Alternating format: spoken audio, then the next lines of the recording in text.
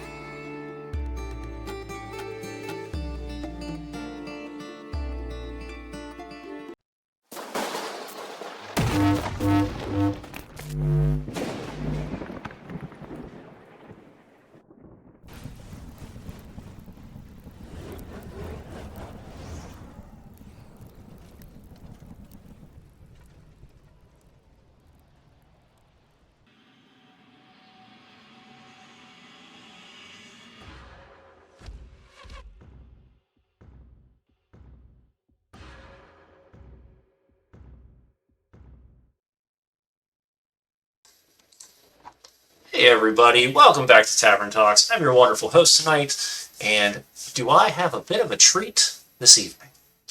I've had the opportunity to bring in Operation Tabletop, known as Seth, over there, and we're going to talk about some things tonight that might be a little bit odd, might be a little bit unusual, and then we're going to ramp that into something that Seth has been working on for quite a while, it seems like, and is about to launch here at the beginning of the month, which we talked about on our social media and things like that. But we're just going to talk a little bit more about that tonight.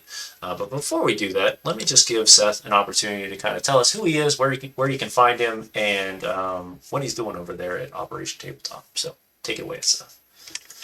Yeah, no, appreciate it, James. Thanks a lot for having me on. Feel honored. Yeah, so I'm the president and founder of Operation Tabletop. Um, I'm not a one-man band. I have a whole team of people who are helping me out, and for my board members, council members, people who are, just super passionate about what we're doing and just are providing some help and guidance.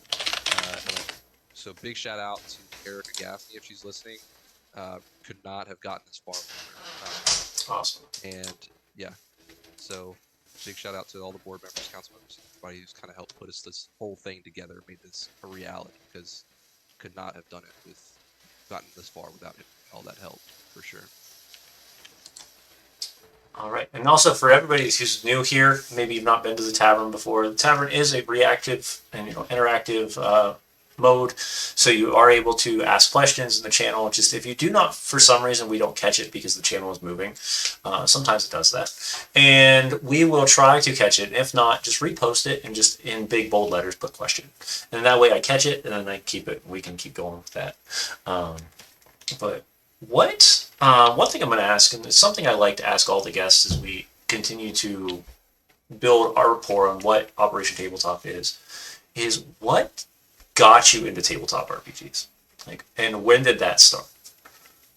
Yeah, so I've always been kind of interested in Dungeons and Dragons. Never really had anybody to play with, but it wasn't until I got to the third movie station and I linked up with some really great dudes. And I walked in to work one day. And it was a weekend, very slow, and so they were like, talking about D&D, and they were playing a little bit here, just kind of fooling around. And I walk in, I was like, "What are you guys doing?" And they're like, "Oh, we're playing D&D." I was like, "Oh, can I fucking play?" I don't know if I can cuss on the channel. Yeah, you can. It's fine. All right. Doesn't bother. So I was like, "Hey, can I play?" And they were like, "Yeah." So ever since then, I've been playing with these dudes, and they're actually some of our board members. So big shout out to Jordan Rodriguez, Josh Beasley, um, William Sims, and Daniel Dion. All those dudes are behind the scenes working for Operation Tabletop, and we Awesome. play every weekend together. But yeah, that's what got me into it, dude. Those dudes. All right. Well, like I said, for me, that's kind of I got lucky and had the opportunity to play first as a young. I would say I wouldn't say young. I mean, I didn't learn about Dungeons and Dragons till high school. Um, but very similar in the same boat as, I didn't start diving deeper into it until after I'd been through I would say multiple duty stations, but actually when I just went overseas. Once I was overseas, and we all know if you've been in the military community for long enough, when you're overseas, really that's all you have. So you have your military community, and you're trying to find those people that really connect with you as fast as possible because you know how long you're going to be there. A lot of the times you're there without your family and friends, anyways. So you've got to build that community pretty quick. Otherwise, things get pretty sad and depressing very quickly. So yeah. So are you the game master for this table every week, or is somebody else take on that mantle? No, our resident game master is our VP, which Okay, is Jordan Rodriguez, and he does an awesome job. excellent. Super creative guy. Yeah, he has his adventures keep us on our toes for sure, and he always seems to make it very uh, special for each character too, for each player as Mm-hmm. well. He's always putting a little bit of something for each person so that everybody's feeling included and a part of the story, which is what a good dungeon master Yeah, does. 100%. Um, yeah, but it's great that you mentioned, when you're overseas and all you have are like tabletop games or role playing games or board games. That's kind of some of the idea behind Operation Tabletop is, when you're deployed, and I don't know if you went on any early deployments where there's like, or um, less permissive, where there's like no Wi-Fi, or the Wi-Fi is so crappy because everybody's on it, you can't do anything.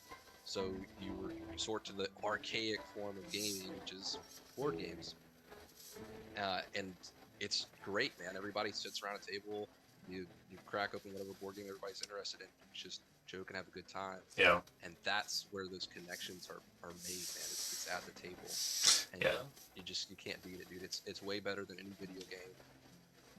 Not that I don't like video games or anything. I do dabble a little bit, but there's a reason why we focus specifically on tabletop games, because our ideology is that it's better. It's better for mental health. It's better for connection, um, and it's more insulating, right? So like when you bring somebody to the table to play these games, the idea is to get the dude or the gal who's isolating themselves, get them to the table and get them to open up, be a little bit vulnerable, act funny, play role playing a character, mm-hmm.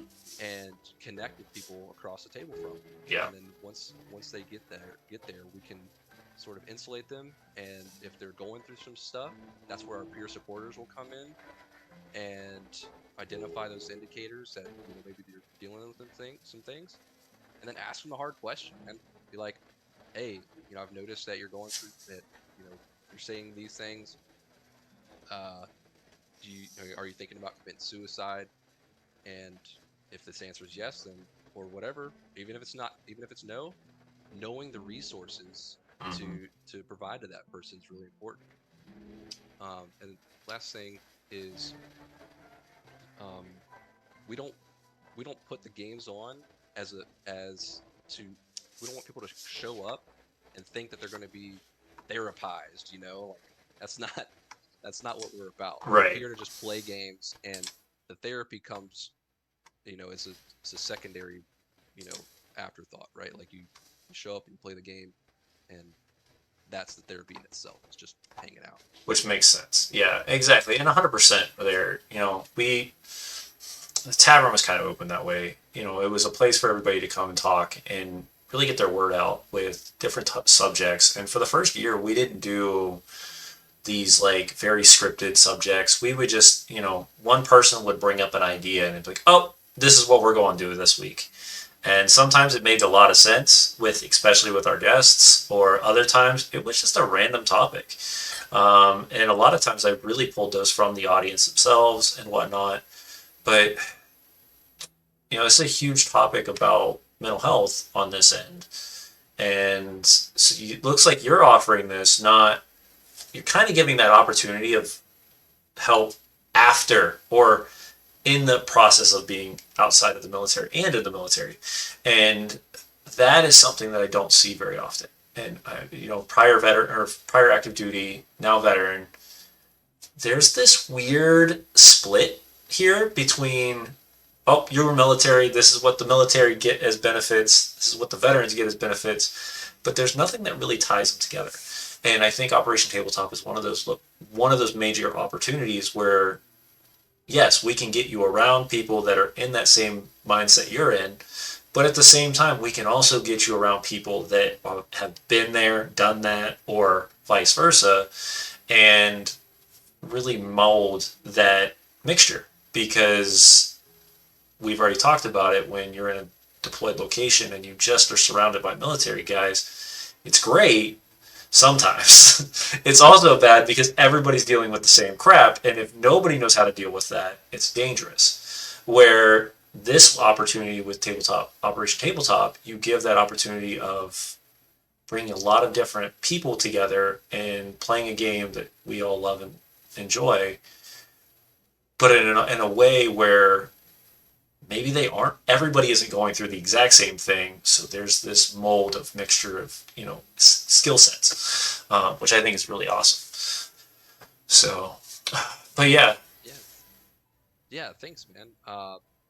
That's astute of you to recognize that, because that's definitely one of the things we're going for, is that active duty and veteran mentorship connection. Like, hey, here are the dudes who have lived it. They've gone through the VA process.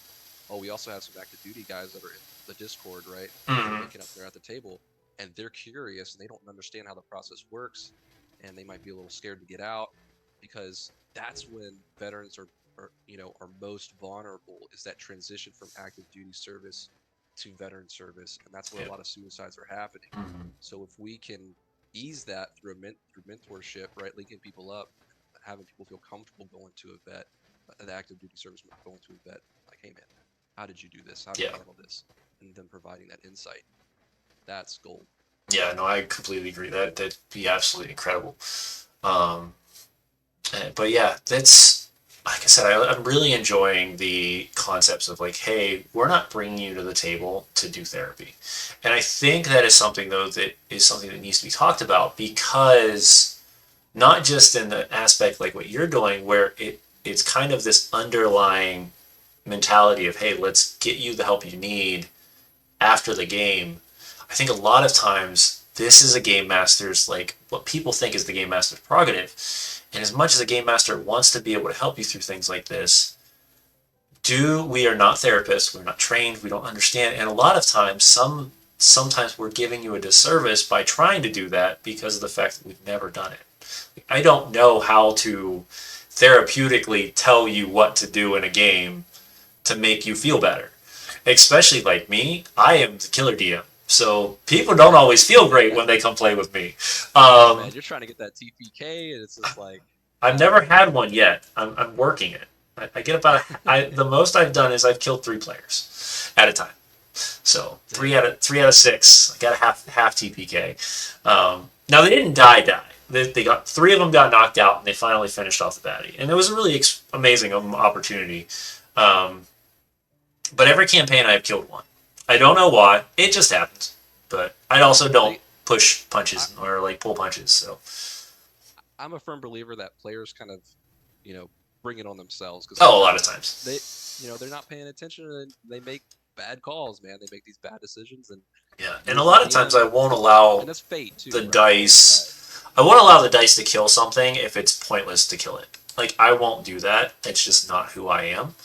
And then a lot of times that's where some people will almost say I'm kind of dictating the fate. And I was like, yeah, but the story is going to benefit by me allowing you to get knocked out, um, where otherwise you were going to be killed for no real enjoyment. Oh darn, you haven't rolled good all night, and the monster is double tapping you left and right. Like no, it's not how that yeah, works. at some point you gotta fudge it a little bit. A little bit, yeah. Yeah, But yeah, for sure. yeah, audience, like I said, if you're in here and you're wanting to say stuff, definitely chime up. Chelsea says I TPK'd a party once, but it was an accident. I cried so hard. I'm so sorry. I really, oof. Um, what I normally do in those moments is I keep a TPK possibility in my head at all times. And the reason I do that is I need a way out. And my players know this, that unless it makes sense, a TPK would make no sense, right? Because unless we're going the final battle of the entire campaign, and this could stem to a new campaign next month or 2 months down the road, I'm not going to allow a TPK to happen. Because it's going to kill the story because now there's no players. I mean, that makes no sense, in my opinion. For our listeners, for your listeners who Yeah. are, who don't know what TPK is, it's total party kill. Party Yeah. is the adventuring party, and so TPK is like when a dungeon master kills all the players. Yeah. So what we've done is we've exhausted all characters, right? Like, and normally that happens when either the game master puts way too much over a player, or players are just not rolling well at all, and vice versa. I would never say that I've ever built an adventure plan or a encounter planning for a TPK. So hopefully that's part of the problem. Hopefully that's not part of the problem. But if they happen, like I said, definitely have those ideas in the back of your mind. Like, for instance, and I'm going to share one of ours. Icewind Dale is a very unforgiving location. All sorts of crap can happen. But we've already been notified. They've already set a moment in time where it's like, hey, if I need somebody to come in and rescue, there's story that makes sense of them just randomly showing up. Our druid, Arowina, who is a stars druid, her entire circle migrates. And they're tracking that migration right now. So, and they've sent word that they want to speak to the leader of the pack, of the circle, who's her grandmother. My theory on the back of my head is, if a TPK happens, mom or grandma is going to show up after they've all passed out, save them, take them back to a secret location, and then that story will continue. But yes, a TPK happened, but I've got a backup just in case so that people are not just having to go build a whole new campaign, because I just don't want to do that. So yeah, it's hard to start from scratch. And also, people invest a lot of time in their characters. Not everybody, but especially for what you're doing with Gen Con. Yeah. I've been told, nobody needs to know this, but I'm going to spill this for our viewers tonight. Gen Con has warned me on killing players. They have told me that it's not, they've put money, they've put time, they've put energy into these characters, and do not kill them unless it's absolutely necessary. And I was like, okay, gotcha. My players don't know this. I've told this. Hopefully none of the players are. Hopefully none of the players are here, but if they are, they know better too, because they know that I'm also not going to pull punches if they don't if they're not acting like players. Yeah, there's definitely an art to being a good RPG player. You gotta be a good. I am always here. I am always. Yeah, well, we killed your dad last week, so it's okay. Or 2 weeks ago, so it's okay. Yeah, I watched the stream the other night, and I already mentioned it to you, but all the players, man, doing a great job. Oh, they're. I get such a blessing for a cast, and the guests and everything. And for me, it's a weird dream come true to watch this unfold. Because this was something that was kind of fell in my lap. It wasn't something I put together. It was, hey, Eric Wahlberg, who is the goblin of our campaign right now, came up to me in August of last year and said, hey, RGM is stepping down. Would you be interested? We've shown Peter your work. We think he said he's on board. He wants you to bring Dress to Quest to a new level. What is your thoughts? And I mentioned, and we ran through all this information, and the entire cast started coming on board, and we started putting the players together, and everybody started building these characters, and now they're building their new costumes, and now the costumes, like, it's weird for me, because I think what's making it more exciting for me is I'm watching not only the characters evolving, but we've got 3 or 4 characters that now their costumes are evolving on top of it. So now we're seeing the actual change in the show, and it's just so cool. I am not the normal tech for this, and I can't get into my stream elements. So our special guest is not Angelica Zadig tonight, though she is an amazing improv artist. Our special guest, and I will link that here below as well as it pops up randomly, so I can make sure that we're giving people that option to go check you out as well. So let me hold that down. So I'm just gonna, every time I see that pop up on my stream, I'm just gonna post your name right underneath it. And that way we've got that extra. So, No, that'd be great. You know, this is kind of new for me, man. I've historically been very paranoid about social media and putting myself out there. I like to have all my stuff locked down. I was that way for my name out there, years. my face out there. But once we launched Operation Tabletop, you got to be out there, man. We're not out there on TikTok. So don't try to look. We will never take this to the bank. We will never have a TikTok account. I said that too, and I have one now. So be wary. We won't, man. I wanted to die on that hill, but the problem is that when you've got shows that do amazing things like North Wolf over on Twisted Fates and Dress to Quest, and we're putting those pieces to the puzzle together. Finding those little highlights, TikTok makes it so much easier to blow up and get more views. But yeah. Yeah, everybody's on it, man. Let me see if I can get stream elements. I don't want to dive into all the stuff about all the bad stuff about TikTok, because that's what we're here about. Yeah, no, we're not here about. We're here about good things too. Like I said, our main focus for this is not to bash anybody, because it's still a platform. Right. And that's something that we do have to remember, is that it's still a platform, and it's still an opportunity for people to find information out, just like we're doing through here. Let's look at that. Look at that. I figured it. Thank you, Chels. I figured out what I needed.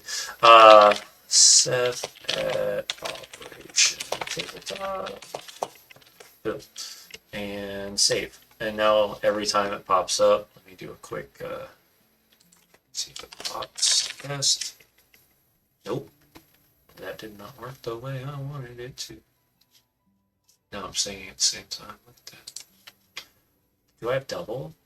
Do I have to change it every time on those? Maybe I do. Where is it? I have so many. Goodness gracious. Why do I have so many? Gotta get organized, man. Yo, like, you're absolutely right. Oh, that's why, because I needed to go to guest, like a smart person. When I started Operation Table, you should have seen my folder, dude. It was a rat's nest of I was just throwing stuff in there. I was like, all right, I need to clean this up. Yeah, no, for me it was just, whoops, I clicked the wrong button, so that's kind of what happened. So, yeah, let's see if we can try it this time, and then we'll be back. Yeah, look at that. Operation Tabletop is at the bottom now. Look at that. I can learn things.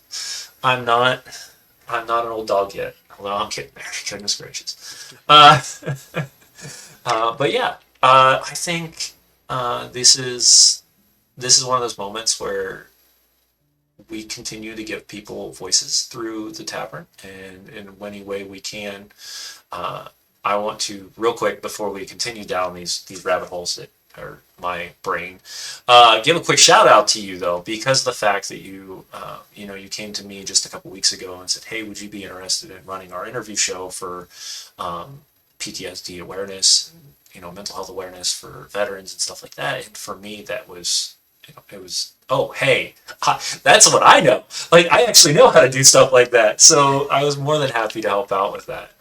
So if you are around this coming Saturday, and I'll mention this again at the end, but for our people that are in here right now, if you're around on Saturday, about, what we say, 5 o'clock, I think it's 5 p.m. I think it's like 5 to 6. 5 to 6 Eastern. But it could possibly go longer depending on our audience and depending on what the conversations are. But I think yeah, 5 to 6 Central. Sorry. 5 to 6 Central. Got it. Okay, Yeah, so sorry, I'm that. so Central time. 6 to 7 my time. Yes. So if it randomly doesn't show up until an hour earlier or something, that's my own fault. But I'll figure this out. I promise I'll have enough people gatekeeping me on that one, so they will get me on the right track. But yeah. And I think that's where we're going to have to really great opportunity to sit down with a professional who uses tabletop as therapy, and we can ask some of those really hard questions, like, as a game master, how do I properly navigate this stuff? Or when is it, which I think is the one I'm excited to do as a game master, to ask the question, when is it that I can notice something as a game master and go, this is out of my league? Like, even if I want to try to pull this, this is not my job. I need to get you resources to actually go get this taken care of, because I don't have all the answers ever. Just Yeah, heads up, don't have all the answers as a game master. and that's okay, man. Like Yeah, being a peer supporter is just about recognizing those indicators, addressing it, asking the hard question, and then you know getting them the care that they need. And I agree. what's great about Dr. Jared Kilmer, he kind of reaffirmed our decision to roll with to start Operation Tabletop because we were team and I were conceptualizing how this would work. Is it feasible?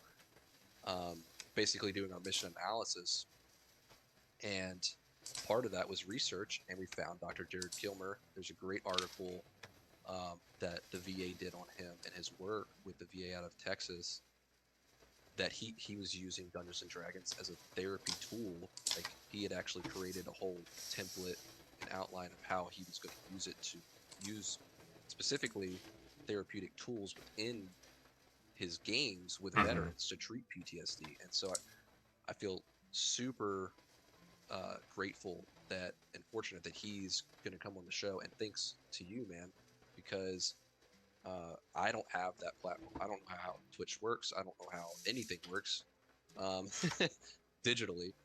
Uh, so it's thanks a lot, man, Yeah, for no, like I really said, this is, as a opening host that for door it, to it's me. my honor to be able to give you a platform to talk like that, because, and I'm willing to do that with really anybody.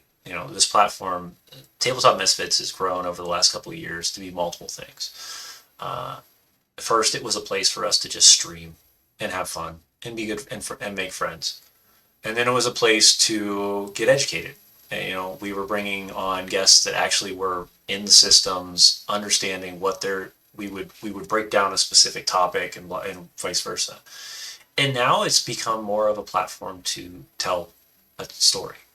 And that story could be anything at this point. That story could be a show, it could be an interview, it could be a community night where we're just sitting around talking.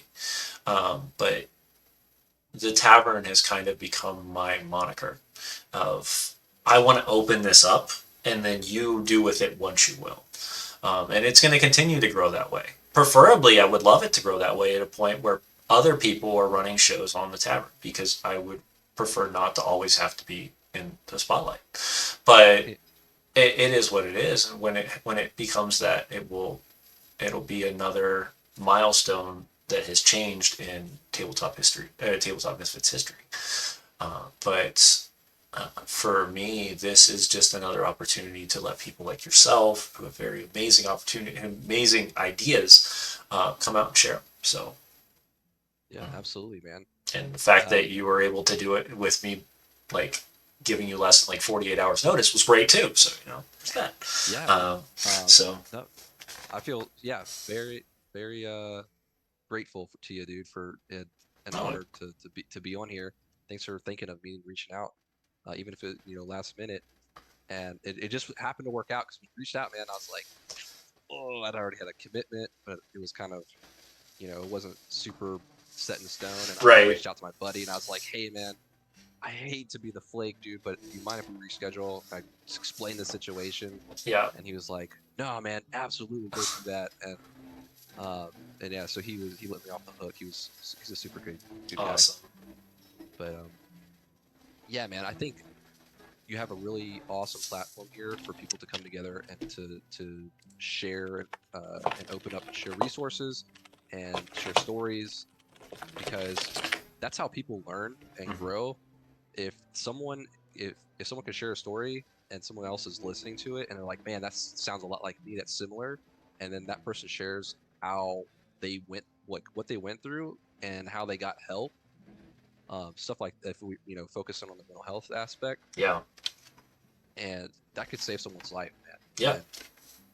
And you know, I don't know if I don't know what I would do if somebody called me and like, you were the reason I didn't do things. And I'm like, I would feel honored and very, very like humbled by that personally. Like for my own personal, I'm nobody more than a platform, right? I'm nothing more than that. A sound box for somebody else. But to know that it would do that kind of mentality or that kind of magnitude would just be something that blow me away. Uh, but let's get back to some tabletop. Is there anything you have seen in the amount of time that you've been doing Operation Tabletop that you would say has been a win for Operation Tabletop in the TTRPG community? Not really the mental health community, but what are you seeing on the end of the TTRPG community? Are you getting a large audience, like, or not audience? Are you getting a large amount of people coming to play? Are they staying around? Are your game masters enjoying themselves? Like, what are some things that your I guess would be your personal wins? so our first personal win, or just community win, Yeah. was our first volunteer. Shout out to Marcus. Don't know if he's listening or not. Um, he is our first um, dungeon master who's putting games on, because before it was just the board members, right? Uh, Hosting a lot, and we do still host a lot of games, like the monthly game nights. We'll host Mm-hmm. those because it's part of our program. But Yeah. if we're constantly focusing on games, then we're not getting after the strategic vision for the nonprofit, right? Right. For the organization, and we're not getting after the up and out stuff. And so we need those dudes who are down and in, boots on the ground, running games, so that way we can be out there networking with other organizations, people like yourself. Um, North Wolf, that's another big win. Whenever